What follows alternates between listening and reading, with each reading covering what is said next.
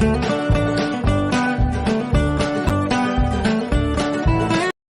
Evening, আপনারা কেমন আছেন? আশা করি ভালো আছেন। আলহামদুলিল্লাহ আমরা সকলেই ভালো আছি। তো এখনও পর্যন্ত সুস্থ আছি। তো চলুন, গতকালের ভিডিওতে আপনারা দেখেছেন আপনাদের একটা যে ফ্যাক্টরি মানে ডায়মন্ডের আর মুক্তোর যে একটা ফ্যাক্টরি ছিল সেখানে ঢুকিয়েছি, দেখিয়েছি, প্লাস শোরুমটা দেখিয়েছি। আর তারপর আমাদের নিয়ে এসছে একটা শপিং সেন্টার। তো এটা হচ্ছে লোকাল মার্কেট না, এটা একটা মল। তো ওখানকার মলগুলো বেশি বড় না, ছোটোখাটোর মধ্যেই। তো প্রচুর দাম জিনিসের, আর আমাদের ইন্ডিয়ান টাকায় যদি ক্যালকুলেট করা যায় প্রচুর দাম পড়ে যাচ্ছে। কিন্তু হ্যাঁ, কম বেশি সমস্ত জিনিসই রয়েছে। তো আপনি যেটাই চাবেন সেটাই হয়তো পাবেন। চকলেট থেকে শুরু করে জামা কাপড় থেকে শুরু করে জুতো, টুপি, সমস্ত রকমের জিনিস এখানে রয়েছে। তো আমি আর আমার ছেলে শুধু দেখছি না, এখানে আমাদের অল বাসে যতগুলো লোক ছিল সবাই এসছে। কম বেশি সবাই তো কিছু না কিছু নেবে, তাই না? আর শপিং মানে বিদেশ এসছি মানে কিছু না কিছু তো একটু নিয়ে যেতেই হবে, স্মৃতি হিসাবে তো একটা কিছু রাখতে হবে। তো আমার ইচ্ছা আছে, যেমন আমার হাজব্যান্ড যে অনেকগুলো দেশ গেছে, তো সেখান থেকে কিছু না কিছু স্মৃতি হিসাবে নিয়ে এসছে, যেটা মানে বিশেষ করে শো পিস টাইপের। তো শো পিসে মানে রাখা যাবে শোকেসে, সেরকম একটা জিনিস কেনার ইচ্ছা আছে। তো চলুন দেখি। আর জামা কাপড়ের কোয়ালিটি মোটামুটি কটনের ছিল, তারপরে মানে যেটা হচ্ছে সিনথেটিক সেগুলোও ছিল, সব রকমের কোয়ালিটি দেখলাম আছে। আর বিশেষ করে সব জিনিসপত্রই দেখছি আমাদের দেশ বলে না, আমাদের দেশ বলুন, বাংলাদেশ বলুন, এদিক থেকে এসছে জিনিসগুলো।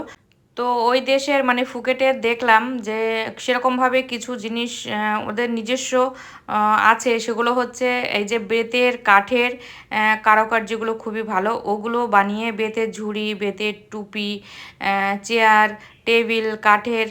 প্রথমে ঢুকতে আপনাদের সঙ্গে শেয়ার করেছি চেয়ার টেবিলও বিক্রি হচ্ছে, এমনকি ডাইনিং সমস্ত কিছু। তো মোটামুটিভাবে আমি দেখানোর চেষ্টা করছিলাম। তারপরে কিছুক্ষণ পর একজন ভাই এসে বলছে কি এখানে ক্যামেরা অ্যালাউ নেই, আর যদি ক্যামেরা মানে ভিডিও যদি ধরা পড়ে আমাদের দেশের টাকায় 10,000 টাকা ফাইন পড়বে। তো সেই ভেবে আমি তাড়াতাড়ি করে ফোনটা ব্যাগে ঢুকিয়ে রাখলাম, কারণ যেটুকু নিয়েছি আর দরকার নেই। তো কিছু কেনাকাটা করেছি, শুধু একটা ফুকেট লেখা আছে একটা ইয়ে নিয়েছি, ওটা কি তলায় একটা এই যে ম্যাগনেট টাইপের দেওয়া আছে। আমি নিয়ে এসেছিলাম যেটা ইয়ের থেকে, গ্যাংটক থেকে নিয়ে এসেছিলাম, সেরকমটাই আমি ফ্রিজে লাগাবো যখন বাড়িতে গিয়ে, তখন আপনাদের সঙ্গে অবশ্যই শেয়ার করব। তো আর নিয়েছিলাম একটা ব্যাগ। ব্যাগ কেনাটা আমার নেশা, সেটা আপনারা যারা আমার ডেলি ভ্লগ দেখেন মোটামুটিভাবে আপনারা জানেন যে ব্যাগ দেখলে আমার নিতে ইচ্ছে হয়। তো ওই জন্য ব্যাগটা নিয়েছি।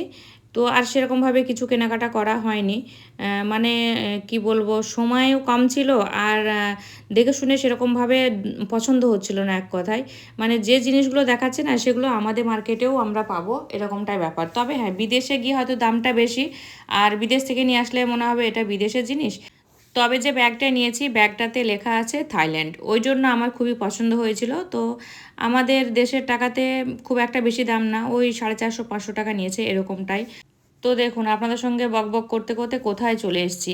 আমাদের মার্কেট তো করানো হয়ে গেছে, এবার আমাদের নিয়ে এসছে খুবই সুন্দর একটা জায়গায়। আর এখান থেকে পুরো মানে সমুদ্রটা দেখা যাচ্ছে, কভার করা যাচ্ছে না, তবুও যতদূর চোখ যাচ্ছে শুধু জল আর জল। আর এত সুন্দর লাগছে, আর এত সুন্দর হাওয়া দিচ্ছিল কি বলবো। হ্যাঁ, রোদ ছিল প্রচুর, গরমও লাগছিল, আর মানে চশমা ছাড়াতেও তাকাতেই পাচ্ছিলাম না, এরকম একটা পরিস্থিতি। চশমাটা বাধ্য হয়ে চোখে দিতে হয়েছে।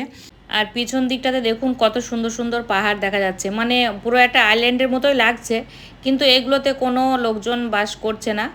আর আগামীকাল আমাদের বলছিল যেখানে নিয়ে যাবে সেই আইল্যান্ডে, আপনাদের সঙ্গে তো শেয়ার করবই, ওই আইল্যান্ডে মানে মানুষ যাতায়াত আছে।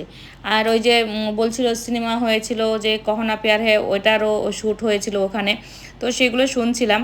তো দেখা যাক, আমরাও খুব আগ্রহে আছি, যে মানে অধীর আগ্রহে বসে আছি ওই আইল্যান্ডে যাওয়ার।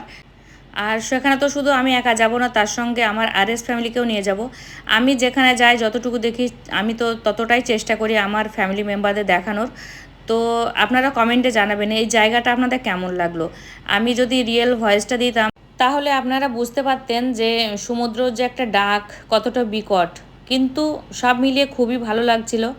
আর এখানে এটা মনে হয় একটা মন্দির টাইপের কিছু হবে, বুদ্ধদেবের মন্দির এরকমটাই মনে হচ্ছিল। ভিতরের দিকটাতে যাইনি, পাশের থেকে যেটা দেখে বুঝতে পারলাম। আর আমরা কিন্তু ওই যে নিচের দিকে একটা রাস্তা নেমে গেছে, অনেকটা নিচে যাওয়া যাবে। আমরা নিচের দিকে না গিয়ে আমি আমার ছেলে আরও কয়েকজন আছে উপরের দিকে আসলাম, কারণ উপরের দিকটা থেকে ভিউটা না খুবই ভালো লাগছে। আর পুরোটা কভার করে যাচ্ছে না, তবুও বেশ ভালো লাগছিল। তো অনেকটা সময় এখানে দাঁড়িয়ে থাকলাম, ফটোশ্যুট করলাম।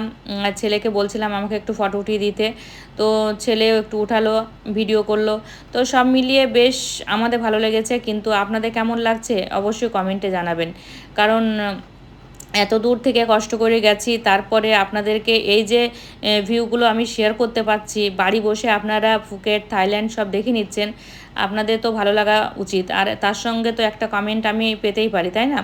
এই দেখুন দূরে যে দ্বীপগুলো দেখা যাচ্ছে, পাশাপাশি দুটো আছে, বেশ ভালো। কিন্তু ওখানে দেখছি কোনো মানুষজনের যাতায়াত নেই। আর নিচের দিকটা না প্রচুর গভীর খাদ। আর ওই মানে মনে হচ্ছিল যে যদি এখানে কেউ পড়ে যায় তাহলে ডাকলেও কেউ সাড়া পাবে না, কারণ এতটা জঙ্গল হয়ে আছে। পাশ দিয়ে মনে হচ্ছে যে শুধু গাছ, কিন্তু প্রচুর গর্ত, একটা খাদ রয়েছে। ওই জন্য নিচের দিকে গেলাম না। আর আজকে কিন্তু আমাদের কিছুক্ষণ পরেই আমাদের অনুষ্ঠান রয়েছে, যেটা আমাদের মেন প্রোগ্রাম, সেটাতে আমাদের জয়েন্ট করতে হবে। আর আমাদের এখানে নিয়ে আসার কারণ একটাই, এখানে কিন্তু প্রায় 11-12খানা বাস গেছে মানে টোটাল ট্যুরে। কিন্তু আমাদের বাসটা আমাদের বলছে খুব লাকি, কারণ কি কারণে, কারণ হচ্ছে এই যে আমাদের শপিং, তারপরে যে ফ্যাক্টরিগুলো দেখিয়ে দিল ওই যে ডায়মন্ডের, তো আমরা খুব তাড়াতাড়ি ওগুলো দেখে নিয়েছি। তারপরে তো আমাদের হাতে 2টো বাজেনি, অনেকটা সময় আছে। তো ওই জন্য আমাদের ট্যুর গাইড বলল এখান থেকে 50 কিলোমিটার দূরে আছে থাইল্যান্ড, এখানে মানে এই জায়গাটার কথা বলছিল। তো চলুন আপনাদের ওখানে নিয়ে যাব, তবে হ্যাঁ আধা ঘন্টা টাইম দেবো। তো আপনাদের আধা ঘন্টার ভিতরে দেখাশোনা ফটোশ্যুট কমপ্লিট করতে হবে।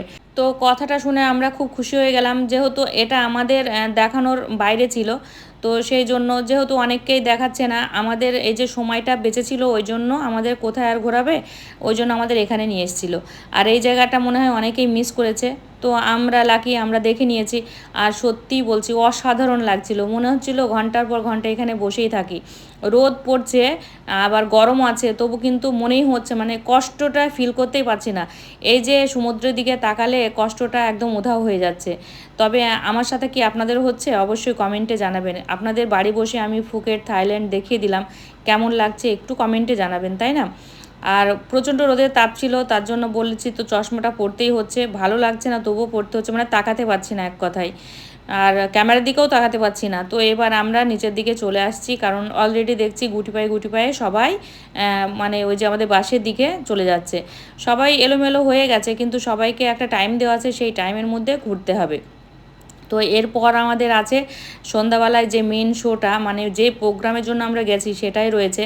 তো আমাদের এবার এখান থেকে নিয়ে যাবে পুরো বাস, চলে যাবে লাঞ্চে, কারণ অলরেডি অনেক বাস ঢুকেই গেছে লাঞ্চ করতে, পরপর সবাই ঢুকবে।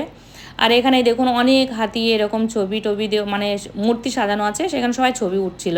আমি একটু আপনাদের সঙ্গে শেয়ার করলাম। দেখুন এখানে শুধু আমরা না, আরও অনেক পাবলিক লোক আছে যারা দেশ বিদেশ থেকে এসছে, আমেরিকা, অস্ট্রেলিয়া, চীন, জাপান, অনেক দেশের লোক আছে। তো সব মিলিয়ে বেশ ভালো লাগছিল। অনেকে দেখছি বাঙালিও আছে, এর ভিতরে হয়তো বাংলাদেশের লোকও আছে, ইন্ডিয়ার লোকও হয়তো এসছে।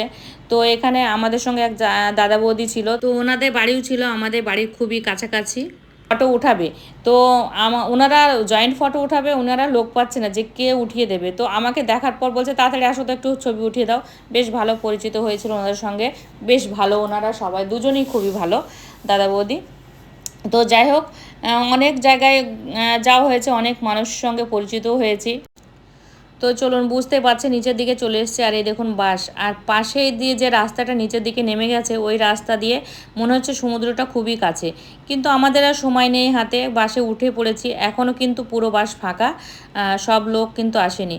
তো ফাইনালি এই দেখুন আস্তে আস্তে আমাদের বাসটা ছেড়েই দিয়েছে, আর আমরা একটা বিচের ধার দিয়ে যাচ্ছি। তো অনেকেই দেখছিলাম গোসল টোসল করছিল, আগের দিনকে যেদিনকে আসলাম সেদিনও দেখছিলাম সবাই মানে খুব কম সংখ্যার লোক গোসল করছে। আর তো এখানে কিন্তু অনেক অ্যাক্টিভিটি করা যায়, এখানে দেখছিলাম সবাই বেশিরভাগ স্পিড বোর্ডে উঠছে, কেউ মোটরসাইকেলের মতো যে বোর্ডগুলো আছে না সেগুলো তো দেখছিলাম উঠছিল, খুব ভালো লাগছিল দেখতে দূর থেকে। আর রাস্তার দুপাশ দিয়ে এরকমভাবে বসার জায়গা, আর প্রচুর খাবারের দোকান, মানে একদম সম্পূর্ণ হয়ে আছে। আপনারা কাছে পিঠে সবটা পেয়ে যাবেন, দূরেও যেতে হবে না। তো সব মিলিয়ে আমার খুব ভালো লেগেছে, বেশ ভালো জায়গাটা। এখনও পর্যন্ত শরীর ঠিক আছে, আপনারা চাইলেও কিন্তু এখানে যেতে পারেন। বেশ মানে একটা নিরিবিলি জায়গা ফুকেটটা। বললামই তো, সবুজে ভরপুর, শুধুই গাছ দেখতে পাচ্ছেন, এত ভালো লাগছিল। তো না গেলে হয়তো আপনারা বিশ্বাস করতে পারবেন না। তো যাই হোক, খুব কম খরচে ফুকেট একটা দেখার মতো জায়গা, আপনারা চাইলে কিন্তু যেতে পারেন। আমার বেশ ভালোই লেগেছে। তো চলুন এখন যাচ্ছি আমরা রুমের দিকে। আর আজকের ভিডিওটা আর বেশি বড় করব না। তো লাঞ্চ কমপ্লিট করব, তারপর আমরা যাব প্রোগ্রামে, যে জন্য আসা। তো অধীর আগ্রহে বসে আছি প্রোগ্রামটা কেমন হবে, কে কে আসবে, সবাইকে দেখব, আমি দেখব, আপনাদের দেখাবো। তো চলুন লাঞ্চের জায়গাতে চলে এসেছি, আর কিছুক্ষণ বাকি আছে যেতে। তো আজকের মতো ভিডিওটা এতটুকুই ছিল। ভিডিওটা পুরো দেখার পর একটা কমেন্ট করে যাবেন। তো চলুন লাঞ্চ করে নিই। আর এখানে দেখুন, আজকে পনির, ডাল আর হচ্ছে আলুর তরকারি, স্যালাড, এই দিয়েই আমার কটা দিন চলছে। তো চলুন এবার রুমে যাই। এইমাত্র রুমে আসলাম, আবার আমাদের আধা ঘন্টা টাইম দিয়েছে, মানে 20 মিনিট বলছিল ওনারা, আধা ঘন্টা টাইম দিচ্ছে। আধা ঘন্টার ভিতরে রেডি হয়ে আবারও আমাদের যেখানে আমাদের মেন প্রোগ্রাম সেখানে যেতে হবে। তো মিনিমাম তো 1 ঘন্টা সবারই লাগবে, কারণ আমরা এখনও গোসল টোসল কিছুই করিনি। তো দেখা যাক, চলুন আবারও পরে আসছি, আবারও ড্রেস কমপ্লিট করে তারপরে আপনাদের সঙ্গে শেয়ার করছি। Thank you. Goodbye. Allah Hafiz.